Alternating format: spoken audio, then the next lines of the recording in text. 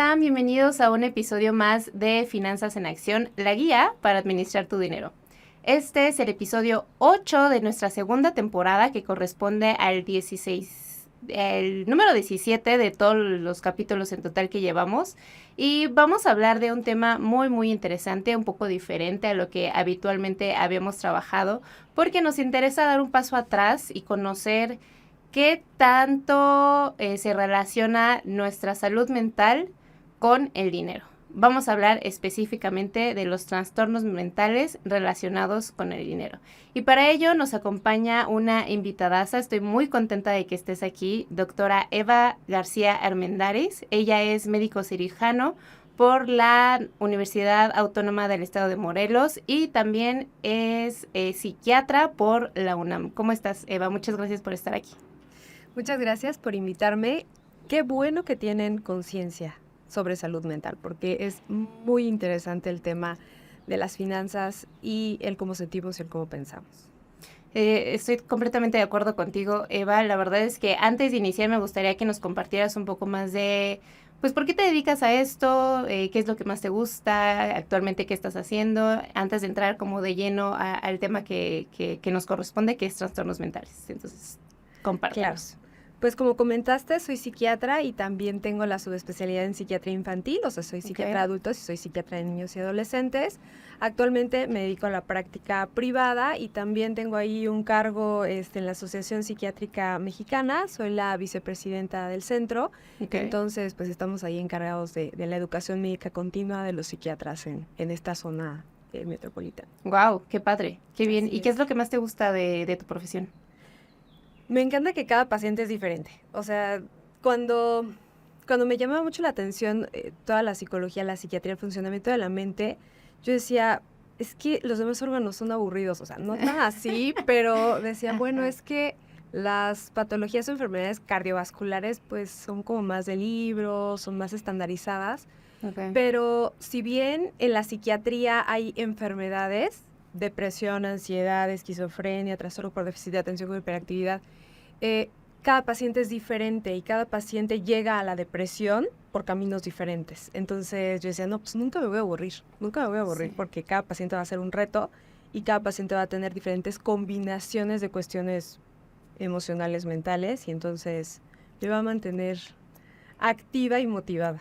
Qué padre, Eva. Yo la verdad es que si bien no soy psiquiatra como tú, pero sí comparto mucho la pasión por estos temas porque justo me parecen, vaya, que nunca terminas, ¿no? O sea, la mente humana es increíble, infinita, ¿no? La conciencia y cómo la puedo manejar uno, pues me parece increíble.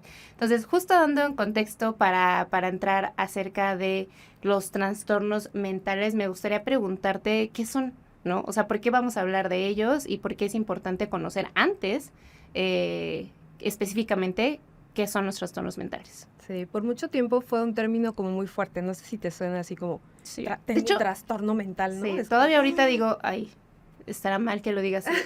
No, exacto, porque es parte del estigma. Híjole, si alguien se siente ofendido porque digo que tiene un trastorno mental, pero es real, o sea, es parte de la enfermedad del órgano, del cerebro y de su constructo, la mente. Entonces, es correcto decir trastorno mental.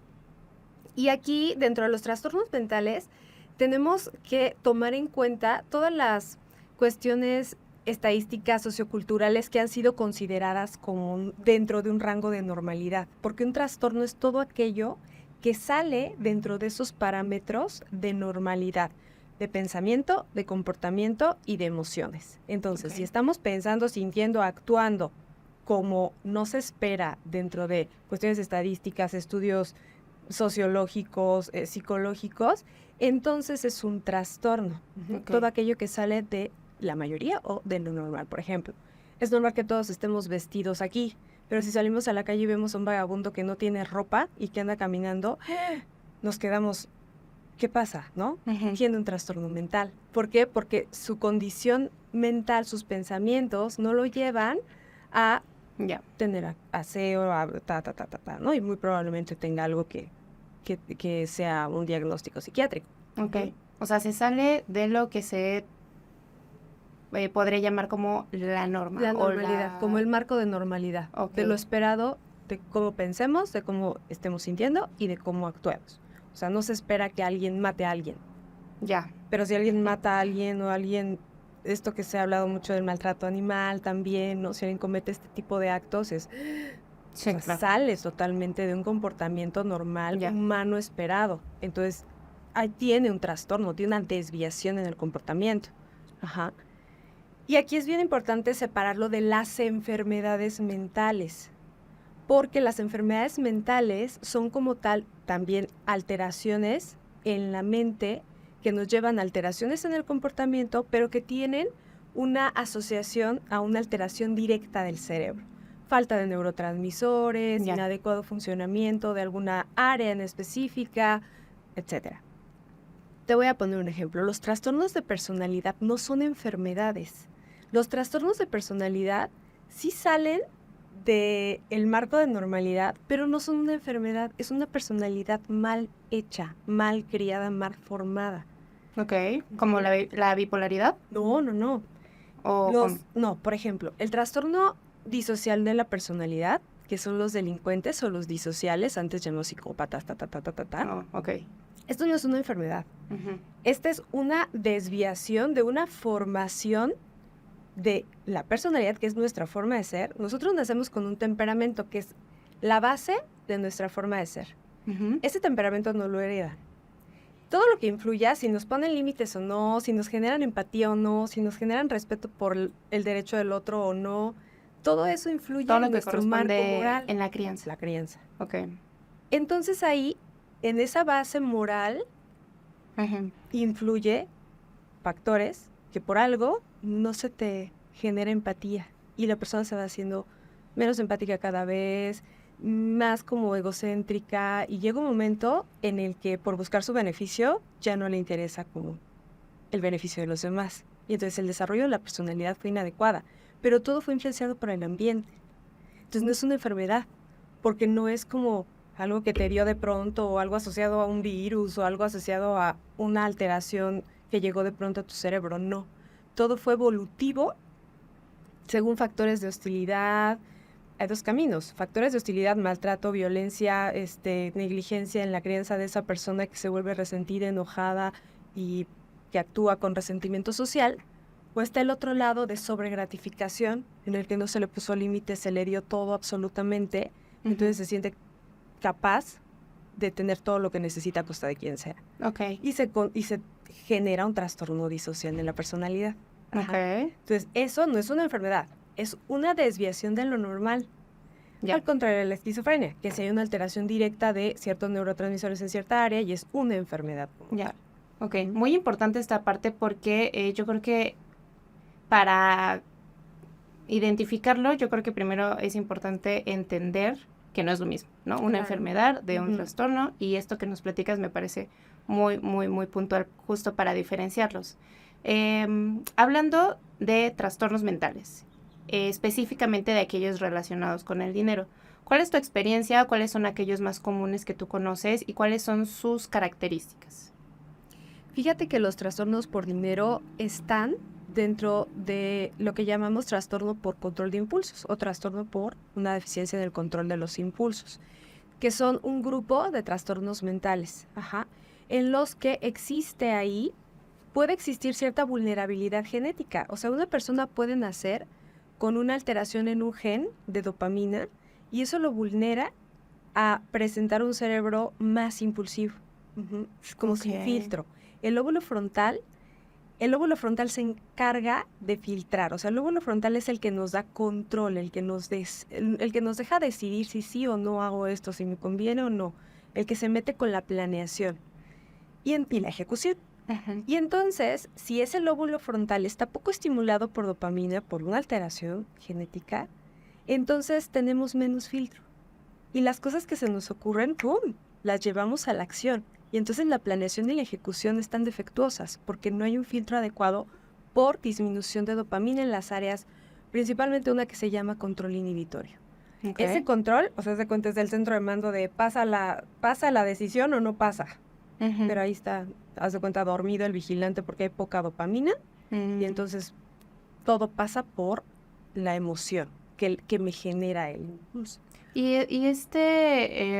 como filtro ocasiona que se generen ciertos trastornos, Sí, es como correcto. la Como el ludopatía, ¿o qué ejemplo nos puedes dar? Como el trastorno por déficit de atención con hiperactividad. Ok. Las personas con trastorno por déficit de atención con hiperactividad e impulsividad, o sea, es como el nombre completo, tienen una deficiencia de dopamina en el frontal que los lleva a tener una deficiencia del control de impulsos, y eso los lleva a ser más vulnerables a caer en conductas que les generen placer inmediato. Ajá. Y por lo tanto, son más susceptibles de caer en conductas adictivas, donde entra la ludopatía, y en conductas de mal manejo de las finanzas, aunado a que, vaya, por la crianza no tengan unos buenos hábitos. Ya. Porque cabe mencionar que un paciente con trastorno por déficit de atención con hiperactividad, que se asocia mucho a la ludopatía, es una persona que se puede moldear con buenas cuestiones compensatorias. O sea, si tú le enseñas a un niño con TDAH a ahorrar en su cochinito, a invertir en algo, o si ni siquiera conoce la palabra inversión y se lo gasta todo, va a ser un niño diferente el que se gasta todo y un niño diferente el que ahorró en el cochinito. Y los dos tienen TDAH. Ya. Entonces, puedes nacer con una susceptibilidad genética, tener un trastorno del control de los impulsos, un trastorno por déficit de atención con hiperactividad, ser más impulsivo, y en la adolescencia, que per se los adolescentes son más impulsivos, o en la edad adulta joven, la persona con TDAH tiene menor control de los impulsos que la mayoría de su edad y puede meterse en más problemas. Y ahí es cuando se gestan todas las conductas adictivas, incluyendo consumo de sustancias, ludopatía, gastos compulsivos, atracones con la comida. O sea, quiero que vean que todo está dentro del mismo grupo. Ya. O sea, puede presentar diferentes, pues sí, trastornos, características. De los impulsos. O sea, puedes gastar muchísimo compulsivamente y puedes darte atracones. Ya. Y viene de donde mismo, a nivel cerebral. Ya. Me parece muy importante esto porque muchas veces desde la ignorancia creemos como que solamente están encasillados en cierto comportamiento, por ejemplo, endeudarse y ya, ¿no? Sin tomar en cuenta que a lo mejor son personalidades que tienden justo a este tipo de situaciones, ¿no? A tomar decisiones muy compulsivas, claro, a no tener rutinas, no sé, por decir algo, ¿no? Pero sí, justo muy importante. ¿Qué nos puedes decir de la ludopatía? Es una enfermedad muy común. Yo creo que también es la inspiración de muchísimas películas de Hollywood que nos ha tocado ver. Pero realmente, ¿cuál es la realidad de esta enfermedad, Eva? Sí, es común y se presenta siempre en contexto de algún otro trastorno mental. O sea, yo no he visto a ningún ludópata, a ningún paciente con ludopatía que solo tenga ludopatía. Okay. O sea, no se puede. O sea, siempre o tiene trastorno por déficit de atención o tiene trastorno disocial. O sea, tiene que ver con ese defecto, digamos, en el equipo mental de no controlar impulsos, que esa acción sea repetitiva y que genere una cuestión adictiva. La ludopatía es una adicción al juego y a la recompensa, o a la adrenalina que me genera y a la producción de dopamina que me genera el meterme en un riesgo, en la incertidumbre de no saber si voy a ganar o perder, y en los splash de dopamina que perder o ganar te genera. Porque los picos son para arriba o para abajo. Sí. Y todas esas cascadas de neurotransmisores son los que vuelven a una conducta adictiva. Ok. Cuando hay una mutación genética, y te digo que hay una alteración en el manejo de dopamina y una vulnerabilidad de esta, tenemos un cerebro hambriento de dopamina que necesita estar con diferentes estímulos que le den una gratificación para seguir como funcionando en la vida, ¿no? Entonces, son pacientes que generalmente no tienen equilibrio o armonía en su vida, no tienen los mismos factores protectores que los factores estresores. Con factores protectores me refiero, tal vez ni hacen ejercicio, no son felices en su trabajo, no tienen buenas relaciones interpersonales, y entonces su cerebro carente de dopamina, porque todo ese equilibrio nos da dopamina. Ya. Entonces un cerebro que no está en equilibrio es un cerebro hambriento de dopamina, y si tengo esa vulnerabilidad genética más, y si algo me va a dar un shot de dopamina inmediato, como apostar, como comer, rápido y sin control, como ir y comprar algo súper caro, etcétera, eso me da un splash de dopamina inmediato. Y si me gusta y eso lo repito, entonces se vuelve una conducta adictiva y así se genera la ludopatía. Ok, vaya. ¿Qué otras enfermedades o trastornos relacionados con el dinero son más comunes o que tú hayas tenido presencia con pacientes? No son tan comunes. Por ejemplo, el mencionar los gastos compulsivos no son tan comunes igual solos, o sea, o no son comunes solos. Siempre vienen en contexto de algo y yo los he visto más relacionados al trastorno por déficit de atención con hiperactividad. Okay. Si los vamos a ver desde un contexto más amplio, sabemos que en México no hay buena educación financiera. Entonces, si se suman estos factores, en la salud siempre tenemos que hablar de cuestiones multifactoriales. Okay. Entonces, tenemos una vulnerabilidad genética, nacimos con TDAH, y adivinan que a lo mejor uno de mis papás me heredó el TDAH y no tiene cultura de la prevención, ni ahorra, ni tiene educación financiera, y entonces todo lo que gana se lo gasta y eso me enseñó. Entonces, mi cerebrito no genera con neuroplasticidad, porque el cerebro tiene la capacidad de generar nuevas conexiones entre neuronas y eso nos da nuevos conocimientos y nuevos hábitos de comportamiento. Pero si durante los primeros 2 décadas de la vida eso no se nos generó, entonces nuestro cerebro está todavía más impulsivo y descontrolado, porque fue lo que se nos fue marcando como parámetros. Todo lo contrario, si nacemos con la vulnerabilidad, pero la mamá está de no te doy dinero y lo vas a ahorrar, y no, a ver, mete el cochinito esto, y esto, eso genera nuevas conexiones entre neuronas que a pesar de que tengamos la susceptibilidad genética de la impulsividad, ese nuevo conocimiento aprendido, así como aprender a tocar un instrumento es hábito aprendido, nos va a proteger de nosotros mismos, de la impulsividad que pudiéramos tener. Por eso hay personas con síntomas más graves que otros. Por eso hay personas con gastos hormigas compulsivos que dicen, híjole, me gasto todo lo que gano. Y hay personas que se endeudan más. Y hay personas que piden un préstamo. Todo eso depende de los candados que hayamos generado o no durante las primeras décadas de nuestra vida. Y sí, la vulnerabilidad. Sí, ya después personas que apuestan y que venden y que, bueno, ya hacen cosas hasta incluso fraudes, llegando a crimen, exacto, sí. ¿No? Con ese marco. Sí, perdón, qué bueno que mencionas eso, porque eso también tiene que ver con cuestiones de personalidad. Okay. Hay personas que son muy egocéntricas, como los personas con rasgos narcisistas de personalidad o disociales, en los que priorizan mucho lo que yo necesito, ¿no? Yo. Okay. Y entonces, con su inteligencia generan, manipulan, hacen todo absolutamente para generar una ganancia. Una persona narcisista es el ejemplo clásico de una persona chiquita con muchas inseguridades que se infló así una botarga enorme alrededor de ella para mostrar seguridad y compensar su sentimiento de inferioridad que trajo pues en las primeras etapas de vida, porque en las primeras 2 décadas se forman las estructuras fuertes de nuestra personalidad. Ya. Yeah. Entonces una persona narcisista va a tener más tendencia a querer tener, a poseer, a asociar emociones con dinero. Wow. Felicidad con dinero, gratificación con dinero, soy importante por dinero, soy valioso por dinero.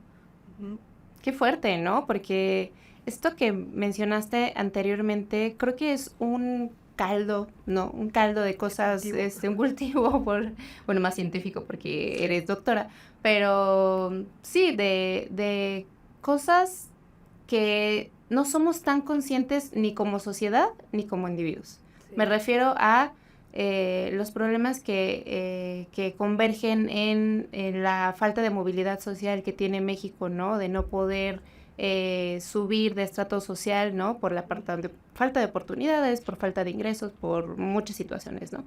Claro. Más la parte de que, lo platicábamos hace rato de grabar, ¿no? Que es pues me pareciera que todavía es un tabú la salud mental dentro de los mexicanos, ¿no? Entonces, si esas dos cosas convergen, pues yo creo que por eso estamos frente a personas muy cercanas a nosotras, generalmente de es que ya me endeudé, ¿no? Y es que ya sobregiré, y es que no, o de plano ven, mucho de lo que se habla en este podcast es, pues, si quieres una casa, pon acción en finanzas en acción, pon acción en poner tus deudas en orden para que realmente puedas cumplir esas metas, ¿no? O sea, ser consciente de que sí se pueden hacer las cosas.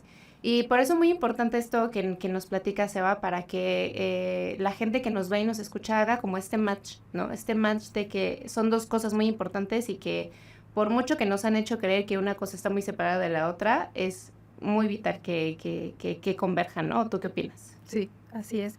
Y fíjate, esto que mencionaste es también muy curioso porque a la gente no le gusta mostrarse vulnerable y hablar de sus emociones o de su salud mental, Sí. y tampoco le gusta hablar de dinero. A las personas no les gusta hablar de dinero, o sea, es un tema también como, ay, perdón que te pregunte, pero ¿cuánto te costó? ¿No? O sea, es como súper, ¿y cuánto ganas? Sí, ¿Cuánto sí. es? O sea, es como, ay, Como si perdón, estuvieras ¿no? preguntando Cuando- una barbaridad. Sí, Claro. cuando es algo con lo que vivimos todos los días y Así manejamos es. todos los días, y tendríamos que hablar con toda la normalidad del mundo, al igual que de nuestras emociones. Entonces, como te decía también hace rato, a veces no se sabe cuál fue la causa del problema. Lo que decíamos de si la cuestión financiera o la cuestión que tiene que ver con el dinero fue lo que me ocasionó un problema de salud mental, o el problema de salud mental me ocasionó un problema con el dinero. Así Ajá. es. Por eso es que tenemos que revisar tanto cómo está mi situación y educación y vivencia financiera, y cómo está mi salud mental, porque van a influir sí o sí una sobre la otra. Sí, de acuerdo. Volviendo a los trastornos, y en caso de que las personas que nos ven o nos escuchan tengan la sospecha de que a lo mejor lo padecen, o que conocen a alguien que puede padecer como esta adicción al dinero o a endeudarse o no sé, ¿qué podemos hacer o cómo los podemos ayudar? ¿Qué nos recomiendas? Sí, tenemos que tener mucho cuidado de no ser autodiagnósticos, ¿no? Como lo que comentábamos también hace ratito, porque ahora con tanta información en redes sociales es, ay, yo tengo ludopatía, ay, no, yo tengo TDAH, ay, yo tengo esto.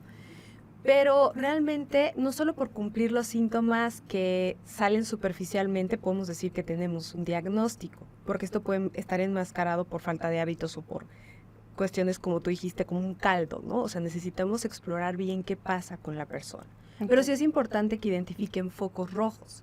Cualquier situación que altere su salud emocional es un foco rojo. Y a veces no tenemos bien claro qué es la salud mental. La salud mental no es solo, no tengo esquizofrenia, entonces mi salud mental está bien. O sea, no. Hablando de salud mental, no solo es la ausencia de enfermedad. La salud mental, por definición de la Organización Mundial de la Salud, es un estado de plenitud emocional en el que el individuo puede enfrentar los retos cotidianos de estrés, puede adaptarse a los cambios, puede llevar a cabo relaciones saludables sin caer en cuestiones emocionales destructivas o extremas. Tiene objetivos a futuro, tiene proyectos, los alcanza y contribuye a la sociedad. O sea, esa es la definición completa de salud mental. Okay. Uno de mis maestros lo recuerdo siempre porque decía que la definición de salud mental era lo más cercano a la felicidad, o era como sinónimo de la felicidad. Así suena, porque si lo tenías era mucho más fácil sentirte pleno. Entonces, hablando de finanzas o hablando de cuestiones relacionadas con el dinero, todo aquello que te esté generando estrés cotidiano, que ya no puedas manejar, que te genere insomnio, que te genere problemas con las personas con las que convives por dinero, que te genere malestar contigo por el mal manejo de tus finanzas, porque esto es súper común en la consulta. ¿Qué te estresa la economía? ¿Qué te estresa las deudas? ¿Qué te estresa los intereses que tengo que pagar? ¿Qué te estresa la hipoteca? ¿Qué te estresa esto? ¿No? Porque se meten en mucho, no planean. O sea, no es como, bueno, primero la hipoteca y luego esto. No hay planeación. Okay. Entonces ahí tenemos que darnos cuenta de que si estamos estresados continuamente, afectando nuestras relaciones interpersonales, autorreprochándonos continuamente sobre dinero, y que esto influye en el disfrute de lo cotidiano, como desayunar, ¿no? O dormir, si impacta en tu disfrute del día a día porque estás rumiando, pensando continuamente, o si de plano no te deja dormir, entonces es un problema. Claro. Y no ponerle etiquetas, ¿no? Sino acudir a un profesional para que evalúe qué pasa con tu salud mental y cómo puede redirigir esta situación para que aprendas a manejar mejor tus finanzas y esto contribuya a mejorar tu percepción de satisfacción. Muy bien, me gusta esta parte. Aquí en Finanzas en Acción siempre abogamos porque la gente acuda con un profesional, ya sea en la asesoría financiera o en este caso la salud mental. Siempre es muy importante acudir con un profesional que te ayude, ¿no? En este caso, en tu salud mental. La siguiente pregunta yo te la quería hacer enfocada a si yo ya sé que tengo un trastorno o una enfermedad, ¿qué puedo hacer? Pero me gustaría más bien que la ampliáramos un poco más y no esperarnos a padecer algo para poner en acción a lo mejor contrarrestar estas sensaciones tan feas que podemos llegar a pasar en caso de deudas o de impagos, ¿no? ¿Qué ejercicios de, no sé si llamarlos así, de salud mental nos podrías recomendar para tener una mejor armonía y conciencia de cómo manejar mejor nuestras finanzas? Ok, yo creo que aquí lo parto en dos. En la salud, en general, no solo en la salud mental, siempre primero es prevención. Entonces, si alguien nos está escuchando que dice, híjole, yo todavía no estoy tan atorado financieramente y pero sí soy medio impulsivón y ya escuché que si soy impulsivo con otras cosas puedo ser impulsivo con mis gastos y puedo convertirme en un ludópata o puedo tener problemas con los créditos y endeudarme y tener 3 tarjetas de crédito al tope, ahí ya necesitamos prevenir.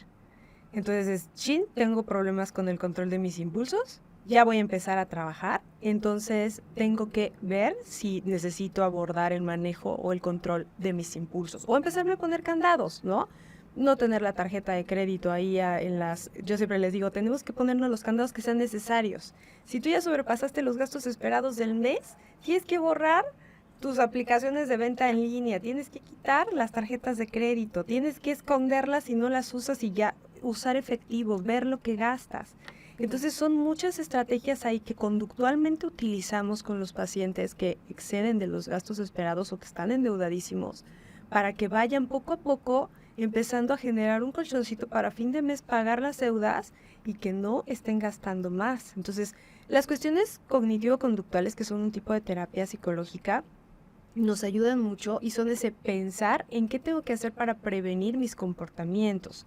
Y entonces si tengo comportamientos impulsivos, me tengo que poner candados. O si sé que puedo tenerlos, me tengo que poner candados. Si ya los tengo, si ya tengo deudas, si ya estoy pagando intereses, si ya estoy en una muy mala situación financiera, ojo porque los trastornos de ansiedad y depresivos están a la orden del día y eso empeora mi funcionamiento y también empeora la posibilidad de que pueda salir de la deuda, porque me pueden correr en el trabajo después si mi funcionamiento va de caída. Entonces, si yo ya estoy teniendo síntomas de ansiedad, si estoy teniendo insomnio, si al otro día no me concentro porque no dormí, por estar pensando, sí o sí tiene que acudir a un profesional, porque puede llevar a cabo técnicas de respiración, de relajación, de mindfulness que están muy en boga y le pueden ayudar.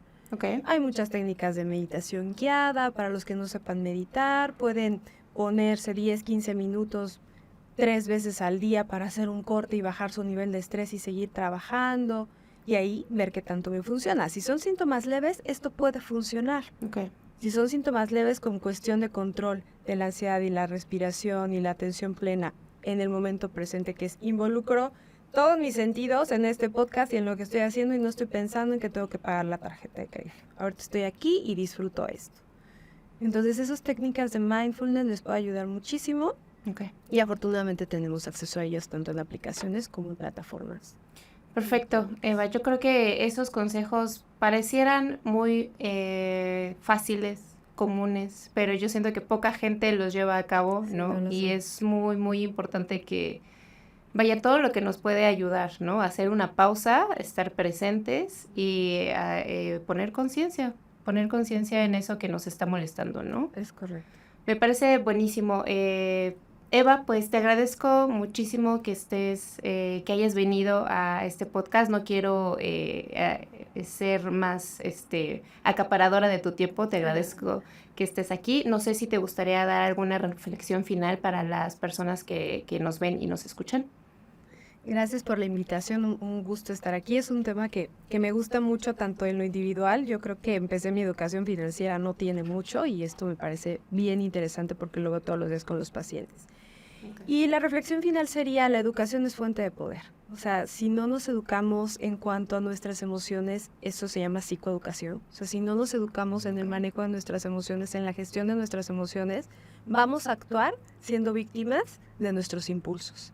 Entonces, tenemos que educarnos financieramente, emocionalmente, para poder tener una vida plena y entender que esto está bien conectado. Sí. Y que no hay una salud financiera sin salud mental. O sea, no hay salud financiera sin salud mental. Me encanta esa frase, excelente para cerrar. Les agradezco también a ustedes que nos están viendo o escuchando. Recuerden que pueden encontrar a la doctora Eva en Instagram como DRA Eva, psiquiatra con PS, ¿cierto? Uh-huh. Ok. Para que la sigan por si quieren algún consejo más directo o alguna asesoría personal. No sé si dicen asesorías, ¿no? ¿Verdad? No, son consultas médicas. Consultas médicas. Médicas psiquiátricas. Si alguien está interesado, por favor, búsquenla. Es una experta, además de que en su Instagram sube muchísimo contenido muy interesante acerca de todos estos temas que acabamos de platicar y también de salud mental. Entonces, pues nada, muchas gracias por su tiempo. Los veo en otro episodio de Finanzas en Acción. Hasta luego.